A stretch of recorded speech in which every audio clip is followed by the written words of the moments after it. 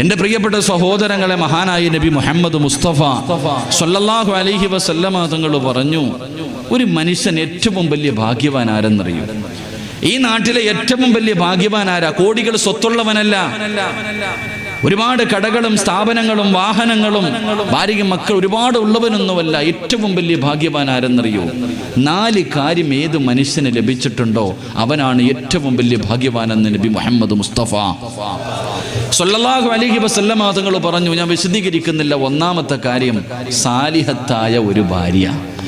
നിങ്ങൾക്ക് ആർക്കെങ്കിലും അള്ളാനെ പേടിയുള്ള ഒരു ഭാര്യയെ നിനക്ക് കിട്ടിയിട്ടുണ്ടെങ്കിൽ മോനെ, നീയാണ് ഏറ്റവും വലിയ ഭാഗ്യവാൻ എന്ന് നബിയുനാ റസൂലുള്ളാഹി സ്വല്ലല്ലാഹു അലൈഹി വസല്ലം. 2, പ്രവാചകൻ അവിടെ നിന്ന് പറയുന്ന 2, കേറി കിടക്കാൻ സ്വന്തമായിട്ടൊരു വീട്. അത് കെട്ടിടമാകണമെന്നില്ല, കൂരയാണെങ്കിലും സ്വന്തമായിട്ടൊരു ഭവനം.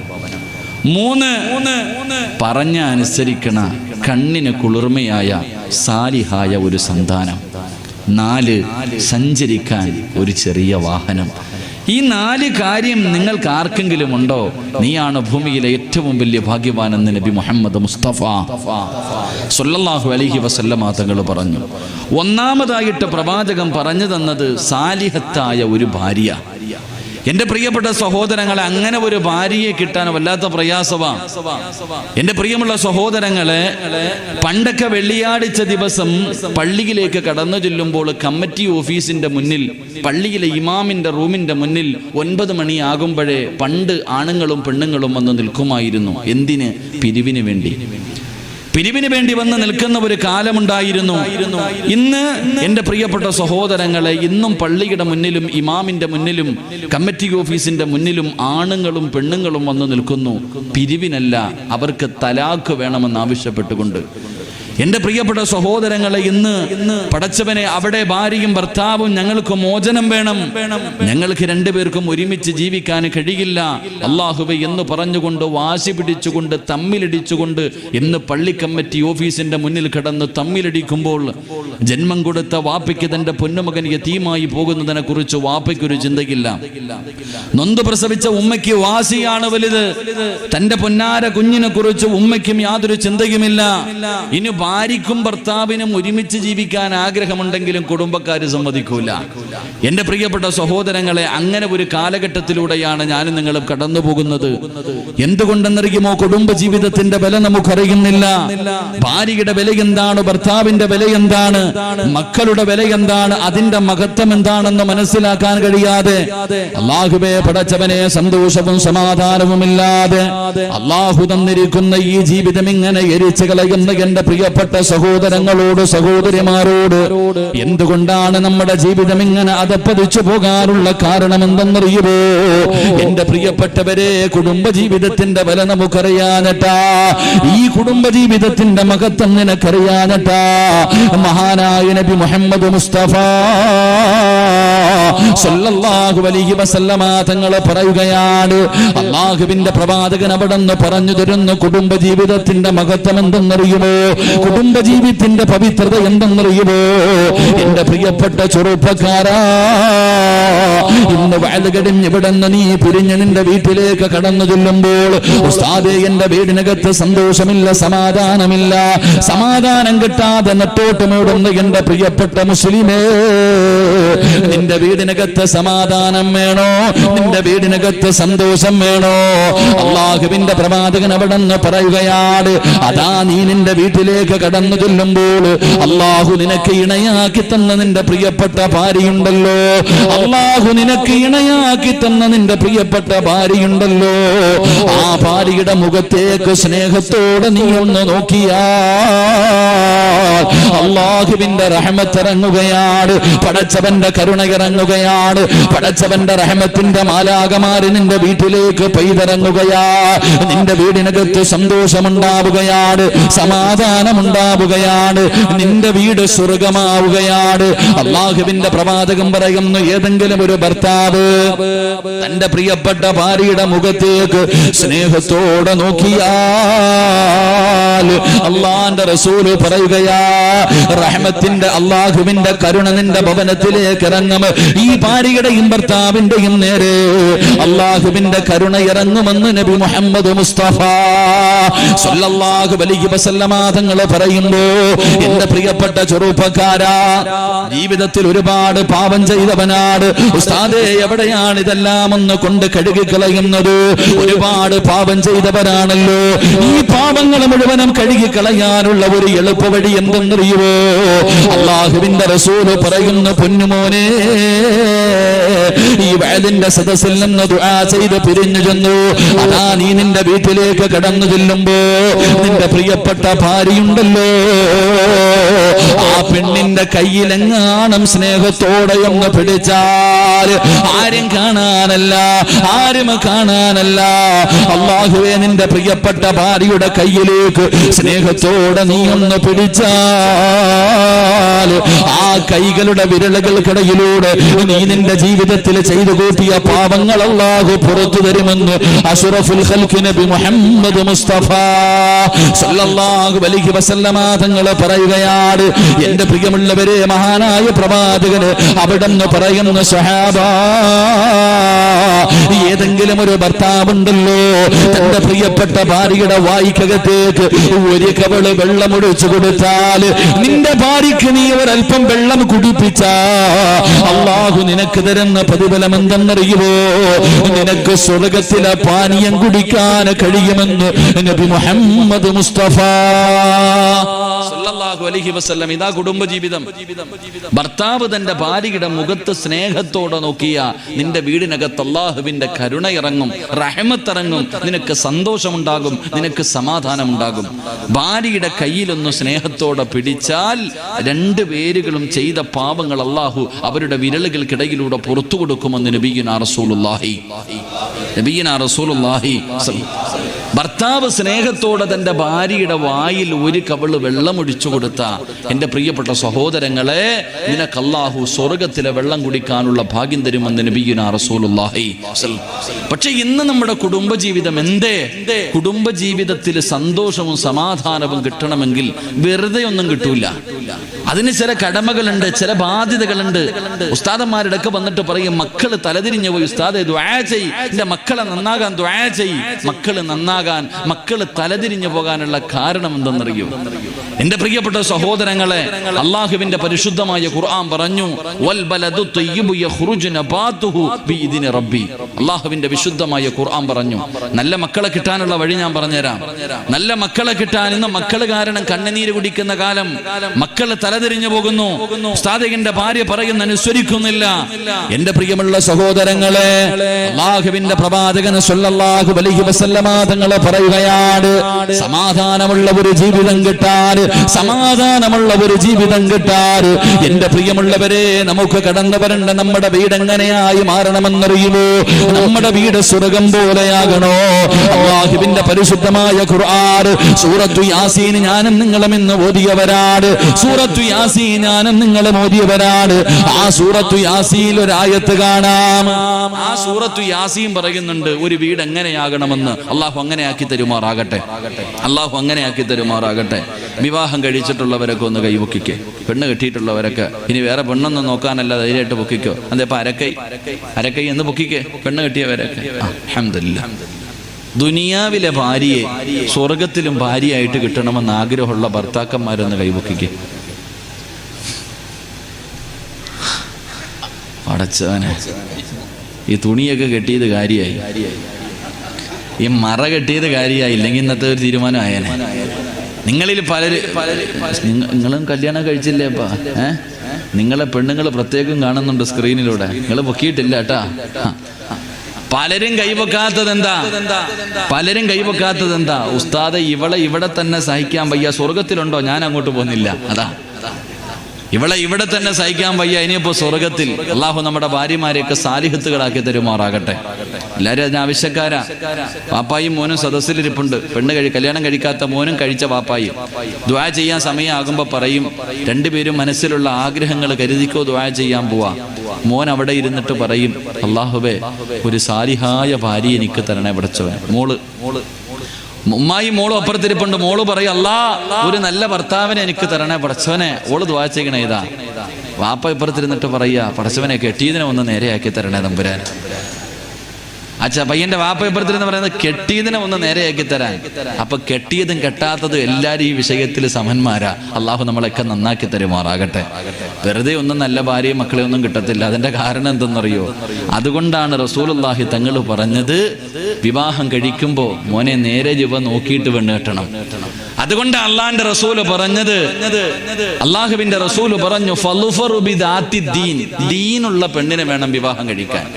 ദീനുള്ള പെണ്ണിനെ വിവാഹം കഴിച്ചാൽ അവളുടെ വയറ്റിൽ നല്ല മക്കൾ പിറക്കുമെന്ന് നബി മുഹമ്മദ് മുസ്തഫ. റോഡിന്റെ ചാരത്ത് ഫോൺ നമ്പർ തരാനും ചിരിക്കാനും ഒരുപാടെണ്ണം ഉണ്ടാകും. വിളിച്ചോണ്ട് വന്നാൽ കരയേണ്ടി വരും. നല്ല മക്കൾ ഉണ്ടാവില്ല. നല്ല മക്കളെ കിട്ടണമെങ്കിൽ, നല്ല ഒരു ജീവിതം ഉണ്ടാകണമെങ്കിൽ ദീനുള്ള പെണ്ണിനെ. ഇന്ന് ആരാ നോക്കണം? ഉസ്താദും നോക്കാറില്ല, ഹാജിയാക്കന്മാരെ നോക്കാറില്ല. ഇന്ന് എല്ലാവരും മക്കളുടെ കല്യാണ പ്രായം എത്തുമ്പോ നോക്കുന്നത് സ്ത്രീധനം എത്ര കിട്ടുമെന്നാ. എത്ര കിട്ടും സ്ത്രീധനം? പണം കിട്ടുമോ? ഒന്ന് പെറ്റതാണെങ്കിലും കുഴപ്പമില്ല, ഒന്ന് പെറ്റതാണെങ്കിലും കുഴപ്പമില്ല. അവനെക്കാരും വയസ്സ് കൂടിയതാണെങ്കിലും, ഇനി ഒരുത്തന്റെ കൂടെ ഒളിച്ചോടിയതാണെങ്കിലും പൈസ കിട്ടുമെങ്കിൽ കെട്ടാൻ ചെറുപ്പക്കാര് തയ്യാറാ. ഇനി പയ്യന് പോയി കണ്ടു, ഇഷ്ടപ്പെട്ടു, പയ്യന് പോയി പെണ്ണ് കണ്ടു, ഇഷ്ടപ്പെട്ടു, വീട്ടുകാര് സമ്മതിക്കൂല പൈസ ഇല്ലാത്തതിന്റെ പേരിൽ. എന്റെ ചെറുപ്പക്കാരോട് പറയുന്നു, മോനെ മൻ തസവ്വജ ലിംറഅത്തി മാലിഹ, അല്ലാഹുവിന്റെ റസൂൽ പറഞ്ഞു, ഏതെങ്കിലും ഒരു മനുഷ്യൻ പണം കണ്ടിട്ട് പെണ്ണ് കെട്ടിയ, ഏതെങ്കിലും ഒരു മനുഷ്യന് പണം കണ്ടിട്ട് പെണ്ണ് കെട്ടിയ, നിനക്ക് അല്ലാഹു ദാരിദ്ര്യം തരുമെന്ന് നബി മുഹമ്മദ് മുസ്തഫ. 1 കോടി രൂപ വാങ്ങി കെട്ടിയവനാണെങ്കിൽ നീ യത്തീംഖാനയിലായി പോകും. അതാ ഒന്ന്. പെണ്ണിന്റെ പണം കണ്ടിട്ട് കല്യാണം കഴിക്കാൻ നിൽക്കണ്ട, നീ യത്തീംഖാനയിലാകും. 2 സൗന്ദര്യമുള്ള പെണ്ണിനെ മാത്രമേ ഞാൻ കെട്ടത്തുള്ളൂ. അങ്ങനെ ചെറുപ്പക്കാര് കണ്ട ഐശ്വര്യറായിയുടെ മോളെ പോലെ ഇരിക്കണം. ഭാര്യയും ഭർത്താവും കൂടെ പോകുന്നത് കണ്ട എവിടുന്ന് കിട്ടിയിട ഈ മാലാകെ എന്ന് നാട്ടുകാർ ചോദിക്കണം. നിങ്ങൾ ആലോചിച്ച് നോക്കിയോ, ഉള്ളതല്ലേ ഞാൻ പറഞ്ഞേ. പണ്ടൊക്കെ പെണ്ണ് കാണാൻ പോകുമ്പോൾ ഒരു 10-15 കൊല്ലം മുമ്പ് നിങ്ങൾ ചിന്തിക്ക്, വീട്ടിൽ നിന്ന് വാപ്പായോ ഉമ്മാനെയോ പെങ്ങന്മാരെ ആരെങ്കിലും വിളിച്ചുകൊണ്ട് പെണ്ണ് കാണാൻ പോകും. ഇന്നത് മാറി. ഇന്നൊരു ചെറുപ്പക്കാരൻ പെണ്ണ് കാണാൻ പോകുമ്പോൾ 2 മലക്കുകളെയാ കൊണ്ടുപോകണേ. മുൻകറി നക്കീറിനെ പോലെ 2 കൂട്ടുകാരെ കൊണ്ടുപോയി പെണ്ണിന്റെ വീട്ടിൽ പോയി ഇരിക്കുക. ചിരിച്ചോണ്ടൊക്കെ ഇരിക്കുക. പെണ്ണിങ്ങനെ ഒരുങ്ങി കെട്ടി ചായയൊക്കെ കൊണ്ടുവന്നിട്ട് ഇങ്ങനെ കൊടുക്കും. ഏതാ പയ്യൻ? അവൻ്റെ കൊണ്ട് കൊടുക്കും.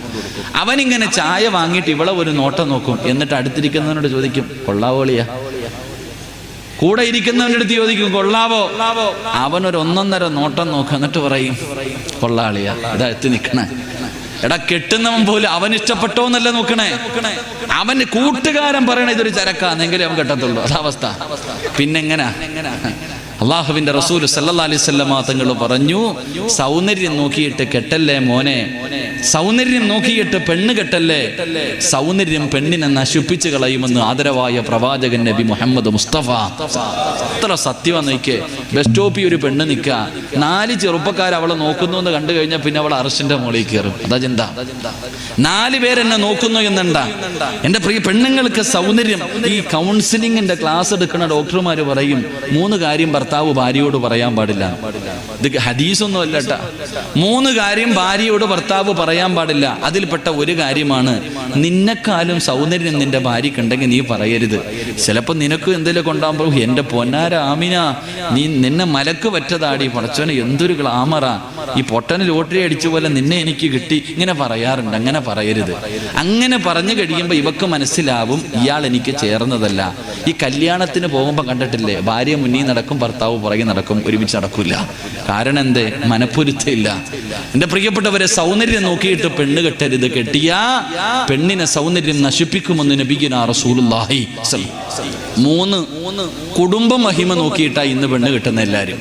വലിയ കുടുംബത്തിൽ പറഞ്ഞതിനെ മാത്രമേ കെട്ടത്തുള്ളൂ. അള്ളാഹുവിന്റെ റസൂൽ സല്ലല്ലാഹു അലൈഹി വസല്ലം തങ്ങൾ പറഞ്ഞു, അവനവനെ കൊണ്ട് പറ്റുന്നിടത്തുനിന്ന് വേണം വിവാഹം കഴിക്കാൻ. കുടുംബ മഹിമ നോക്കിയിട്ട് നിങ്ങൾ വിവാഹം കഴിച്ചാൽ നിനക്ക് ആ കുടുംബത്തിൽ ഒരു നിലയും വിലയും അവർ തരില്ല എന്ന് നബിയുനാ റസൂലുള്ളാഹി സ്വല്ലല്ലാഹു അലൈഹി വസല്ലം. വലിയൊരു പാവപ്പെട്ടവൻ ഒരു പണക്കാരന്റെ വീട്ടിൽ നിന്ന് പെണ്ണ് കെട്ടി. അമ്മായപ്പനോട് ചോദിക്കും, മരിമോൻ, അതൊരു സാധുടാ, പറഞ്ഞിട്ട് കാര്യമൊന്നുമില്ല, 5 പൈസയുടെ കുറവുണ്ടെന്ന്. ഞാൻ പറയാ, നിനക്കൊരു വില ആ വീട്ടിൽ ഉണ്ടാകൂല മക്കളെ. അതുകൊണ്ട് പറയുന്നു, ഫളുഫറു ബിദാത്തി ദീൻ, ദീനുള്ള പെണ്ണിനെ വിവാഹം കഴിക്ക്, ദീനുള്ള പെണ്ണിനെ വിവാഹം കഴിക്ക്. അതുകൊണ്ടാണ് അള്ളാഹുവിന്റെ പ്രവാചകൻ അവിടെ നിന്ന് പറഞ്ഞത്, പറഞ്ഞത്. അതുകൊണ്ട് എന്റെ പ്രിയമുള്ള സഹോദരങ്ങളോട് പറയുകയാ, നല്ല ഒരു ജീവിതം വേണോ, സമാധാനമുള്ള ഒരു ജീവിതം വേണോ, കുടുംബ ജീവിതത്തിന്റെ വില നിനക്കറിയാഞ്ഞിട്ടാ ഞാനും നിങ്ങളും എല്ലാ ദിവസവും യാസീൻ ഓതുന്നവരാണ്. ആ യാസീൻ ഒരായത്ത് കാണാ, വഅസ്വാജുഹും ഫീ ദിലാലിൻ അലൽ അറായികി മുത്തഖിഊൻ ലഹും ഫീഹാ ഫാകിഹത്തുൻ വലഹും മാ യദ്ദഊൻ സലാമുൻ ഖൗലൻ മിർ റബ്ബിർ റഹീം. അല്ലാഹുവിന്റെ പരിശുദ്ധമായ ഖുർആൻ പറയുകയാണ്, ഈ സദസ്സിലിരിക്കുന്ന ചില ഭർത്താക്കന്മാരുണ്ടല്ലോ, അവര് നാളെ പടച്ചറപ്പിന്റെ സ്വർഗത്തിലെ സ്വർണത്തിന്റെ ചാരുകസേരയിൽ തന്റെ ഭാര്യയുടെയും മക്കളുടെയും കയ്യിൽ പിടിച്ചിട്ട് അവര് സ്വർഗത്തിൽ കിടന്ന് സുഖിക്കുകയാണ്. അവരതാ സ്വർണത്തിന്റെ അതാ ചാരുകസേരയിൽ ഇരിക്കുകയാണ്. സ്വർഗത്തിലെ പെണ്ണുങ്ങളെ ചുറ്റുഭാഗത്ത് വന്ന് നിൽക്കുകയാ. പടച്ചവനെ എല്ലാവരും അത്ഭുതത്തോടെ നോക്കുകയാണ്. അതുമാത്രമല്ല, സ്വർഗത്തിന്റെ കവാടങ്ങളിലൂടെ കടന്നു വരുന്ന മലക്കുകൾ അസ്സലാമു അലൈക്കും സലാമൻ സലാം സലാം, ഈ ഭാര്യയെയും ഭർത്താവിനെയും മക്കളെയും നോക്കിയിട്ട് സലാം പറയുകയാ. എന്റെ പ്രിയപ്പെട്ട ചെറുപ്പക്കാരാ, നാളെ പടച്ചറപ്പിന്റെ സ്വർഗത്തിലെ നീയും നിന്റെ ഭാര്യയും നിന്റെ മക്കളും ഒരുമിച്ചിരിക്കുമ്പോ ഈ നാട്ടിലെ പല ചെറുപ്പക്കാരും നിന്നോട് ചോദിക്കും, എങ്ങനെയാടാ ഈ പ്രതിഫലം കിട്ടിയത്, നിനക്കെങ്ങനെ ഈ പ്രതിഫലം കിട്ടി? ദുനിയാവിലും നിങ്ങൾ ഒരുമിച്ചായിരുന്നല്ലോ, ഒരു കൂരയ്ക്ക് കീഴിൽ കഴിഞ്ഞതുപോലെ സ്വർഗത്തിലും നിങ്ങൾ ഒരുമിച്ചാണല്ലോ. എന്റെ പെങ്ങളെ നിന്നോട് ചോദിക്കും, നാളെ നിന്റെ ഭർത്താവിന്റെയും മക്കളുടെയും കയ്യിൽ പിടിച്ചിട്ട് പടച്ചിറപ്പിന്റെ അനുഗ്രഹങ്ങൾക്ക് നടുവിലൂടെ സ്വർഗത്തിലൂടെ നീ ഇങ്ങനെ സുഖിക്കുന്നത് കാണുമ്പോ, മലക്കുകളും ജനങ്ങളും മുഴുവനും നിന്നെ ബഹുമാനിക്കുന്നത് കാണുമ്പോ, ഈ നാട്ടിലെ പല പെണ്ണുങ്ങളും നിന്നോട് ചോദിക്കും, നിനക്ക് ഈ പ്രതിഫലം കിട്ടിയത് എങ്ങനെയാണ്, നിനക്ക് ഈ മഹത്വം കിട്ടിയത് എങ്ങനെയാ? എന്റെ പ്രിയമുള്ളവരെ, ഖുർആൻ പറയുകയാ, സമാധാനമുള്ള സന്തോഷമുള്ള ഒരു ജീവിതം വേണോ? നമ്മുടെ വീട് എങ്ങനെയാകണമെന്നറിയുമോ? നമ്മുടെ വീട് എങ്ങനെയാകണമെന്നറിയുമോ?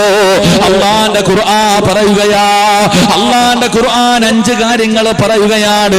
ഈ 5 കാര്യങ്ങൾ അനുസരിച്ച് ഏതെങ്കിലും ഒരു ഭാര്യയും ഭർത്താവും ജീവിച്ചാ അവരുടെ ദുനിയാവും ആഖിറവും രക്ഷപ്പെടുമെന്ന് ആദരവായ പ്രവാചകൻ നബി മുഹമ്മദ് മുസ്തഫ സല്ലല്ലാഹു അലൈഹി വസല്ലം ഒരു 5 കാര്യം ഞാൻ പറഞ്ഞു തരാം. ഈ പറയുന്ന 5 കാര്യം അനുസരിച്ചിട്ട് നീയും നിന്റെ ഭാര്യയും ജീവിച്ചാ ഇവിടെയും ഒരുമിച്ച് സ്വർഗത്തിലും ഒരുമിച്ച്. അള്ളാഹു അങ്ങനെ ആക്കി തരുമാറാകട്ടെ, അള്ളാഹു അങ്ങനെ ആക്കി തരുമാറാകട്ടെ, അള്ളാഹു അങ്ങനെ ആക്കി തരുമാറാകട്ടെ. വിശദീകരിക്കുന്നില്ല, ഇനി ആകെ ഉള്ളത് 1 മണിക്കൂറാ. 1 മണിക്കൂറുണ്ട്, പോകുന്നിടം വരെ പോകട്ടെ. നിങ്ങൾക്ക് ബോറടിക്കുമ്പോൾ പറയണം കേട്ടാ, നിർത്തണമെന്ന് തോന്നുമ്പോൾ നിങ്ങൾ പറഞ്ഞേക്കണം ഇൻഷാ അല്ലാഹ്. കാരണം എന്ന് പറഞ്ഞാൽ ഇനിയിപ്പോൾ നാളെ രാവിലെ പാലക്കാട് പോകാനുള്ളതാണ്. ഞാൻ ഇന്ന് രാവിലെ വീട്ടിൽ നിന്ന് ഇറങ്ങിയതാ, ഒറ്റയ്ക്ക് വണ്ടി ഓടിച്ചാൽ പള്ളിയിൽ പോയെ. ഇനിയിപ്പോൾ തിരിച്ച് ഇവിടുന്ന് ഒറ്റയ്ക്ക് തന്നെ പോകണം തിരുവനന്തപുരം വരെ. നാളെ രാവിലെ പാലക്കാടും പോകണം. അപ്പോൾ അതുകൊണ്ട് പെട്ടെന്ന് നിർത്തും ഇൻഷാ അല്ലാഹ്. അള്ളാഹു പഠിക്കാൻ ഭാഗ്യം തരുമാറാകട്ടെ. അപ്പോൾ നമ്മുടെ കുടുംബ എന്താപ്പാ അതിൻ്റെ പുറത്ത് കുറെ ചെറുപ്പക്കാർ നിൽക്കുന്ന മക്കളെ ഓടണ്ടടാ കല്യാണക്കാരിയാ പറയണത്, വാ കേട്ട് കയറിയിരുന്നു ഇൻഷാ അല്ലാഹ്. അള്ളാഹു നമ്മുടെ മക്കളെയൊക്കെ സാലിഹ്യങ്ങളാക്കി തരുമാറാകട്ടെ. 1 ഖുർആൻ പറയാ കേട്ടോ, ഭാര്യയും ഭർത്താവ് നാളെ സ്വർണത്തിന്റെ ചാരുകസേരയിൽ ഇങ്ങനെ ഇരുന്ന് സുഖിക്കും. സ്വർഗത്തിലെ ഹൂറിലീങ്ങളായ പെണ്ണുങ്ങൾ ചുറ്റുഭാഗത്ത് നിൽക്കും. ഈ സ്വർഗവാസികൾ മുഴുവനും ചോദിക്കും, ആ പെണ്ണും ഭർത്താവ് ആരാപ്പാ പ്രശ്നം, ഇവരെങ്ങനെ ഒരുമിച്ച് ഇവിടെ? മലക്കുകൾ പോലും സലാം പറയുന്നു, എല്ലാവരും ബഹുമാനിക്കുന്നു. അങ്ങനെ നിനക്ക് അവിടെ എത്തണമെങ്കിൽ അള്ളാഹുവിന്റെ ഖുർആൻ പറയുകയാണ്, ഒന്നാമത്തെ കാര്യം വമിൻ ആയാതിഹി അൻ ഖലഖ ലക്കും മിൻ അൻഫുസികും അസ്വാജാ ലിതസ്കുനൂ ഇലൈഹാ. അല്ലാഹുവിന്റെ വിശുദ്ധമായ ഖുർആൻ പറയുകയാ, എന്റെയും നിങ്ങളുടെയും കുടുംബ ജീവിതത്തിൽ വേണ്ട ഒന്നാമത്തെ കാര്യം എന്തെന്നറിയുമോ? വമിൻ ആയാതിഹി അൻ ഖലഖ ലക്കും മിൻ അൻഫുസികും അസ്വാജാ ലിതസ്കുനൂ ഇലൈഹാ. എന്റെ പ്രിയപ്പെട്ട വാപ്പ, നിനക്ക് ആത്മാർത്ഥമായിട്ട് നിന്റെ ഭാര്യയൊന്ന് സ്നേഹിക്കാൻ കഴിയുമോ? എന്റെ പ്രിയപ്പെട്ട പെങ്ങളെ, ആത്മാർത്ഥമായിട്ട് നിനക്ക് നിന്റെ ഭർത്താവിനെ ഒന്ന് സ്വീകരിക്കാൻ കഴിയുമോ? ഒന്ന് സ്നേഹിക്കാൻ കഴിയുമോ? പടച്ചവനെ, എവിടെയാണ് സ്നേഹമുള്ളത്? ഏത് ഭാര്യക്കാണ് ഭർത്താവിനോട് ആത്മാർത്ഥമായിട്ട് സ്നേഹമുള്ളത്? ഏത് ഭർത്താവിനാണ് ഭാര്യയോട് ആത്മാർത്ഥമായിട്ട് സ്നേഹമുള്ളത്? പടച്ചവനെ, അഭിനയമാണ്, സ്നേഹം അഭിനയിക്കുകയാണ്. സിനിമാ താരങ്ങളെ പോലും വെല്ലുന്ന രീതിയിൽ ഭർത്താവ് നടിക്കുന്നു. സീരിയൽ നടിമാര് പോലും തോറ്റുപോകുന്ന രീതിയിലാണ് എന്റെ പ്രിയപ്പെട്ട ഉമ്മമാര് അഭിനയിക്കുന്നത്. പടച്ചവനെ, കുടുംബക്കാരുടെ മുന്നിൽ, മക്കളുടെ മുന്നിൽ, നാട്ടുകാരുടെ മുന്നിൽ പരസ്പരം ഞങ്ങൾ വല്ലാത്ത സ്നേഹത്തിലാണെന്ന് ബോധിപ്പിക്കാറ് എന്തിനു വേണ്ടിയാ അഭിനയിക്കുന്നത്? അല്ലാഹു തന്ന ജീവിതം മെഴുകുതിരി ഉരുക്കുന്നത് പോലെ ഉരുക്കാനുള്ളതാണോ? ഉരുകി തീർക്കാനുള്ളതാണോ? എന്റെ പ്രിയപ്പെട്ടവരെ, ഭർത്താവ് തന്റെ മനസ്സ് ഭാര്യയോട് തുറക്കാറില്ല. ഭാര്യ തന്റെ രഹസ്യങ്ങൾ ഭർത്താവിനോട് പറയാറില്ല. പേടിയാട് ഒരുമിച്ചിരുന്ന് ഭക്ഷണം കഴിക്കാറില്ല. ഒരു 5 മിനിറ്റ് സ്നേഹത്തോടെ സംസാരിക്കാറില്ല. എന്റെ പ്രിയമുള്ളവരെ, ഭാര്യയുടെ രഹസ്യങ്ങൾ ഭർത്താവിനോടാ പറയേണ്ടത്. ഭർത്താവിന്റെ രഹസ്യങ്ങൾ ഭാര്യയോടാണ് പറയേണ്ടത്. മഹാനായ നബി മുഹമ്മദ് മുസ്തഫ സല്ലല്ലാഹു അലൈഹി വസല്ലമ തങ്ങള് 40ാമത്തെ വയസ്സിൽ ഗാറസൂർ എന്ന് പറയുന്ന ഗുഹയ്ക്കകത്ത് അല്ലാഹുവിന്റെ പ്രവാചകൻ ഒറ്റയ്ക്കിരിക്കുമ്പോ അതാ മുഖറബുൽ അംലാക്ക് മലക്ക് ജിബ്രീൽ അലൈഹിസ്സലാം ഇറങ്ങി വരികയാണ്. അല്ലാഹുവിന്റെ റസൂലിന്റെ മുന്നിലേക്ക് ജിബ്രീൽ എന്ന് പറയുന്ന മലക്ക് ഇറങ്ങി വന്നിട്ട് അവിടെന്ന് പറയുന്ന ഖുർആനിന്റെ 1ാമത്തെ ആയത്ത് ഓതി കൊടുക്കുകയാണ്. ഇഖ്റ ബിസ്മി റബ്ബിക്കല്ലദീ ഖലഖ് ഖലഖൽ ഇൻസാന മിൻ അലഖ് ഇഖ്റ വറബ്ബുക്കൽ അക്രമുല്ലദീ അല്ലമ ബിൽ ഖലം. അല്ലാഹുവേ, പരിശുദ്ധമായ ഖുർആനിന്റെ 1ാമത്തെ ആയത്ത് ഓതി കൊടുത്തിട്ട് അവിടെന്ന് പറയുന്ന ബോധി നബിയെ, അല്ലാഹുവിന്റെ റസൂല് പേടിച്ചുകൊണ്ട് പറയുന്നു, എനിക്ക് ഓതാൻ അറിയില്ല. ജിബ്രീൽ കെട്ടിപ്പിടിക്കുകയാണ്. പ്രവാചകന്റെ ശരീരം വേദനിക്കുകയാണ്. അല്ലാഹുവിന്റെ റസൂല് ഖുർആൻ ഓതുകയാണ്. അവസാനം പർവ്വതത്തിന്റെ മുകൾ തട്ടിൽ നിന്ന് പേടിച്ച് വിറച്ചുകൊണ്ട് ലോകത്തിന്റെ നേതാവ് 40ാമത്തെ വയസ്സിൽ ഇറങ്ങി ഓടുകയാണ്. എവിടേക്കാ ഓടിയത്? കുടുംബക്കാരുടെ മുന്നിലല്ല, കൂട്ടുകാരുടെ മുന്നിലല്ല. അല്ലാഹുവിന്റെ പ്രവാചകൻ എവിടേക്കാണ് കടന്നു ചെന്നതെന്നറിയുമോ? അല്ലാഹുവേ, തന്നെക്കാലം വയസ്സ് തന്ന തന്റെ പ്രിയപ്പെട്ട ഭാര്യ ഖദീജ ബീബി റളിയല്ലാഹു തആല അൻഹയുടെ മുന്നിലേക്ക് അല്ലാഹുവിന്റെ പ്രവാചകനെ വിറച്ചുകൊണ്ട് ഓടുകയാണ്. ഓടിച്ചെന്ന് ഖദീജാനോട് പറയുന്നു, സമ്മിലൂനി യാ ഖദീജ, എന്നെ ഒന്ന് പുതപ്പിക്കുക ഖദീജ.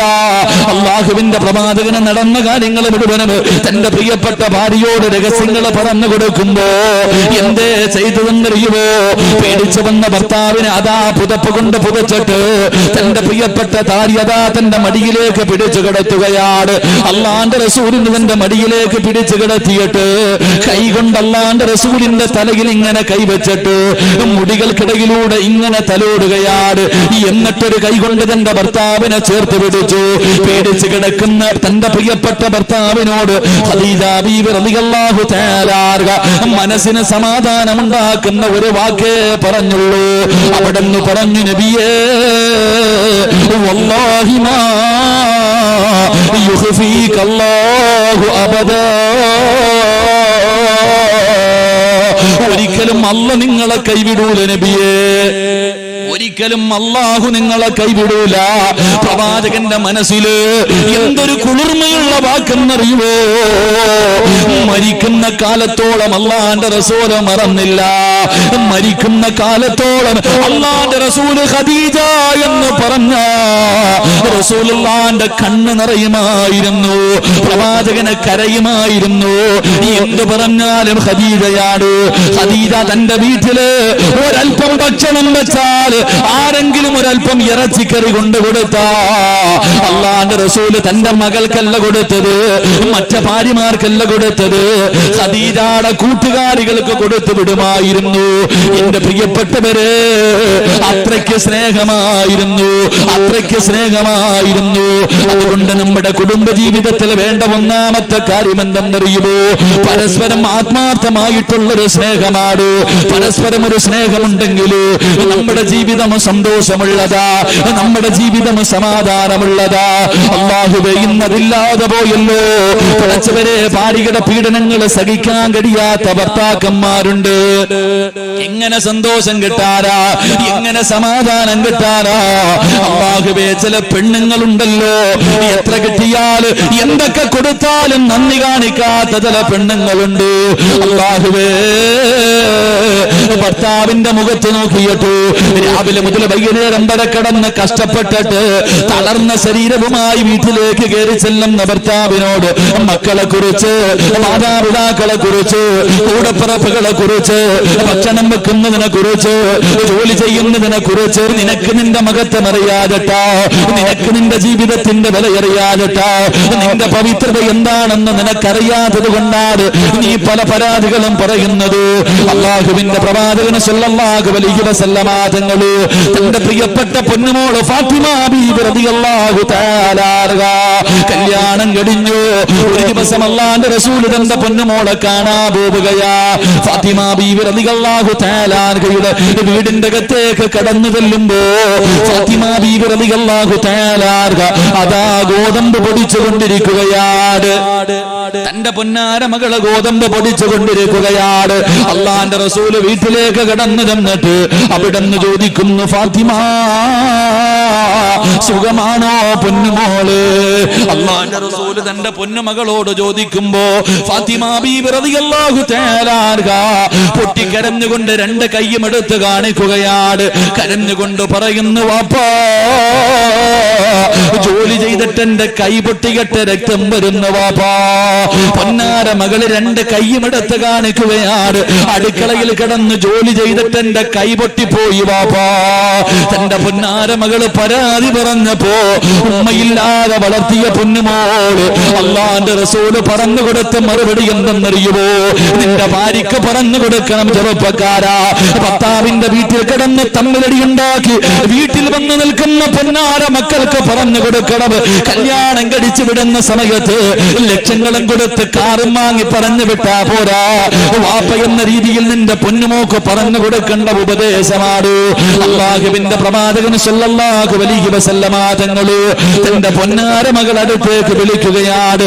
എന്നിട്ട് പറയുന്നു, ഫാത്തിമ നിന്റെ പ്രതിഫലം നിനക്കറിയുമോ ഫാത്തിമ? നിന്റെ പ്രതിഫലം എന്താണെന്ന് നിനക്കറിയുമോ ഫാത്തിമ? എന്റെ പ്രിയപ്പെട്ട പെങ്ങള്, നിന്റെ പ്രിയപ്പെട്ട ഭർത്താവ് രാവിലെ മുതൽ വൈകുന്നേരം വരെ കഷ്ടപ്പെട്ടു ജോലി ചെയ്തിട്ട് ഒരു കിലോ അരിയും വാങ്ങിയിട്ട് വൈകുന്നേര സമയത്ത് നിന്റെ വീട്ടിലേക്ക് കടന്നു വരികയാണ്. അതാ ഒരു കിലോ അരിയുമായി വീട്ടിലേക്ക് കയറി വരുന്ന ഭർത്താവിനോട് കുത്തുവാക്ക് പറയാതെ, പരിഹസിക്കാതെ, വേദനിപ്പിക്കാതെ ആ കയ്യിലിരിക്കുന്ന അരി വാങ്ങിയിട്ട് അടുക്കളയിലേക്ക് കടന്നു ചെന്നിട്ട് ഇതെന്റെ കടമയാണല്ലോ എന്ന് പറഞ്ഞുകൊണ്ടത് കഴുകി ശുദ്ധിയാക്കിയിട്ട് നിന്റെ ഭർത്താവിനും മക്കൾക്കും ചോറ് വെച്ചു കൊടുത്ത അല്ലാഹു തരുന്ന പ്രതിഫലം കേൾക്കടോ പൊന്നുമോള്. നീ നിന്റെ ഭർത്താവിന് ചോറ് വെച്ചു കൊടുത്ത അല്ലാഹു നിനക്ക് തരുന്ന പ്രതിഫലം അതിലെ ഓരോ അരിയുണ്ടല്ലോ, ഓരോ ചോറുണ്ടല്ലോ, അതിന് പകരം അല്ലാഹു നിന്റെ പാപം പൊറുക്കും പെണ്ണ്. നിന്റെ പാപങ്ങൾ അല്ലാഹു പുറത്തു തരികയാ, നിനക്കൊരു നന്മ എഴുതുകയാണ്. ഒരു ചോറിന് പകരം ഒരു നന്മ എഴുതുകയാണ്. നിന്റെ ഒരു പാപം അല്ലാഹു പൊറുക്കുകയാണ്. അടുക്കളയിൽ കിടന്ന് ഉരുകുന്ന പെണ്ണുങ്ങളുണ്ടല്ലോ, തീ ചുവട്ടിൽ കിടന്ന് ഉരുകുന്ന പെണ്ണ്, അല്ലാഹുവിന്റെ റസൂല് പറയുകയാ, നീ നിന്റെ ഭർത്താവിനും മക്കൾക്കും ഭക്ഷണം വെക്കുമ്പോ തീയുടെ ചുവട്ടിൽ നിന്ന് ഉരുകുമല്ലോ, നിന്റെ ശരീരം വിയർത്തിട്ട് വിയർപ്പിങ്ങനെ ഒഴുകുമല്ലോ. അല്ലാഹുവിന്റെ റസൂല് പറയുന്നു, പെണ്ണ് ഒരു തുള്ളി വിയർപ്പ് താഴെ വീണ നരകം നിനക്ക് ഹറാമാണുമ്മ. അടുപ്പിന്റെ ചുവട്ടിൽ നിന്നിട്ട് നിന്റെ ശരീരം വിയർത്തിട്ട് വിയർപ്പ് തുള്ളി താഴെ വീഴുമ്പോ തുടക്കല്ലേ പെങ്ങള്, നരകത്തിൽ നിന്നുള്ള മോചനമാണ്. അല്ലാഹുവിന്റെ പ്രവാചകൻ അവിടെ നിന്ന് പറയുന്നു, ഗർഭിണികളുണ്ടല്ലോ, പ്രസവിച്ച കഥ പറയുന്ന പെണ്ണുങ്ങളുണ്ടല്ലോ, അല്ലാഹുവിന്റെ റസൂല് പറയുന്നു, ഫാത്തിമ ഒരു ഉമ്മ തന്റെ കുഞ്ഞിനെ പ്രസവിച്ച മരണവേദനയുടെ വേദനയിൽ നിന്ന് പ്രസവിച്ച ഒരു ഉമ്മയ്ക്ക് അല്ലാഹു കൊടുക്കുന്ന പ്രതിഫലം എന്തെന്നറിയോ? എന്തെന്നറിയുവോ? പെങ്ങളെ നീ പ്രസവിച്ച സമയത്ത് നിന്റെ ശരീരത്തിൽ എവിടെയെല്ലാ രോമങ്ങളുണ്ടോ ഓരോ രോമത്തിനും പകരം അല്ലാഹു നിനക്ക് നന്മ എഴുതുകയാണ്. ഓരോ രോമത്തിനും പകരം അല്ലാഹു നിനക്ക് നന്മ തരുകയാണ്. നിന്റെ പാപങ്ങൾ അല്ലാഹു പുറത്തു കൊടുക്കുകയാണ്. മക്കൾക്ക് പാല് കൊടുക്കുന്ന ഉമ്മമാരുണ്ടല്ലോ, പട്ടിണിയാണെങ്കിലും രോഗമാണെങ്കിലും എഴുന്നേക്കാൻ കഴിയില്ലെങ്കിലും തന്റെ മക്കള് കരഞ്ഞ അല്ലാഹുവേ വാരിയെടുത്ത് പാല് കൊടുക്കുന്ന പെണ്ണ്. അല്ലാഹുവിന്റെ റസൂല് പറയുകയാ, 2 വയസ്സ് പൂർത്തിയാകുന്നത് വരെ ഏതെങ്കിലും ഒരു ഉമ്മതന്റെ കുഞ്ഞിന് പാല് കൊടുത്താ അല്ലാഹു ആ പെണ്ണിന് കൊടുക്കുന്ന പ്രതിഫലം എന്തെന്നറിയുമോ?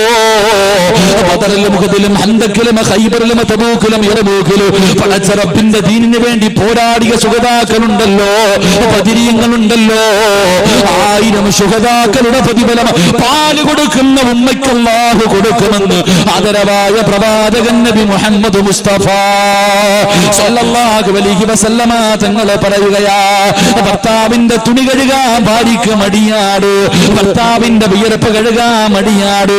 പടച്ചവര്, എന്റെ പ്രിയപ്പെട്ട പെങ്ങള്, നിന്റെ ഭർത്താവിന്റെ വസ്ത്രം കഴുകി കൊടുത്ത, നിന്റെ ഭർത്താവിന്റെ ഒരു ജോഡി വസ്ത്രം കഴുകി കൊടുത്ത അല്ലാഹു നിനക്ക് തരുന്ന പ്രതിഫലം കേൾക്കടോ, അല്ലാഹു നിനക്ക് തരുന്ന പ്രതിഫലം കേൾക്കടോ.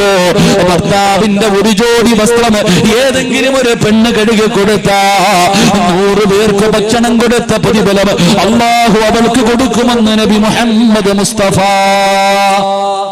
നബി മുഹമ്മദ് മുസ്തഫ നബി മുഹമ്മദ് മുസ്തഫ. ഭാര്യക്ക് നീ പറഞ്ഞുകൊടു, പെണ്ണെ, ചോറ് വെച്ച ഒരു ചോറിന് പകരം ഒരു നന്മ, ഒരു പാപം അല്ലാഹു പൊറുക്കും. അടുക്കളയിലെ തീയുടെ ചുവട്ടിൽ നിന്ന് പെണ്ണുരുകിയാൽ ശരീരം വിയർത്താൻ നരകമോചനം. പ്രസവിച്ച ശരീരത്തിലെ രോമങ്ങൾക്കനുസരിച്ച് നന്മ, പാപം പൊറുക്കും. പാല് കൊടുത്ത 100,000 ശുഹദാക്കളുടെ പ്രതിഫലം. ഭർത്താവിന്റെ വസ്ത്രം കഴുകി കൊടുത്ത, ഭർത്താവിന്റെ ഒരു ജോഡി വസ്ത്രം കഴുകി കൊടുക്കുന്ന ഭാര്യ, അവളെ കുത്തുവാക്ക് പറയൂല, ഭർത്താവിന്റെ വിയർപ്പ് കഴുകാൻ അവക്കൊരു മടിയുമില്ല. ഒരു ജോഡി വസ്ത്രം കഴുകി കൊടുത്ത 100 പാപങ്ങൾക്ക് ഭക്ഷണം കൊടുത്ത പ്രതിഫലം കിട്ടുമെന്ന് നബിയുനാ റസൂലുള്ളാഹി. ആ കുടുംബജീവിതം എന്ത് രസമെന്നറിയോ? കുടുംബജീവിതത്തിന്റെ വില നമുക്കറിയാഞ്ഞിട്ടാ. അല്ലാഹു നമ്മുടെ ഭാര്യമാർക്ക് ഈമാൻ നൽകി അനുഗ്രഹിക്കുമാറാകട്ടെ. പറഞ്ഞു കൊടുക്കണം, ഇതാ ജീവിതം, ഇതാണ് ജീവിതം. തന്റെ ഭാര്യ ഭർത്താക്കന്മാർക്ക് പറഞ്ഞു കൊടുക്കണം. ഭർത്താവിന്റെ തുണി കഴുകാൻ അല്ലാഹു നമ്മുടെ ഭാര്യമാർക്ക് ഈമാൻ നൽകി അനുഗ്രഹിക്കുമാറാകട്ടെ. നിങ്ങളുടെ ഭാര്യമാർക്കൊന്നും ഈ പ്രതിഫലം കിട്ടൂല. കിട്ടുവോ? തുണി കഴുകിയാ നിങ്ങളുടെ ഭാര്യമാർക്ക് കിട്ടുവോ? പറമനുഷ്യന്മാരെ കിട്ടുവോ? അതിന് നിന്റെ ഭാര്യ തുണി കഴുകുന്നില്ലല്ലോ, വാഷിംഗ് മെഷീനല്ലേ കഴുകണേ, അവക്കെന്ത് പ്രതിഫലം? വാഷിംഗ് മെഷീൻ ഇട്ട് കഴുകണ പെണ്ണിനെ നമുക്ക് ബിസ്മിയും പറഞ്ഞ് വാരി അങ്ങോട്ട് ഇട്ടാൽ മതി. അവക്ക് ശരീരം അനങ്ങുന്നത് വലിയ പാടാ. അവക്ക് കല്ലിലൊക്കെ ഇട്ട് കഴുകുന്ന പെണ്ണുങ്ങൾക്കായിരിക്കും. അല്ലാഹു നൽകുമാറാകട്ടെ, അല്ലാഹു നൽകുമാറാകട്ടെ. കല്യാണം കഴിച്ചവരെന്ന് കൈവക്കിക്കേ, കല്യാണം കഴിച്ചവരാ ഒരുപാട് കയ്യുണ്ട്.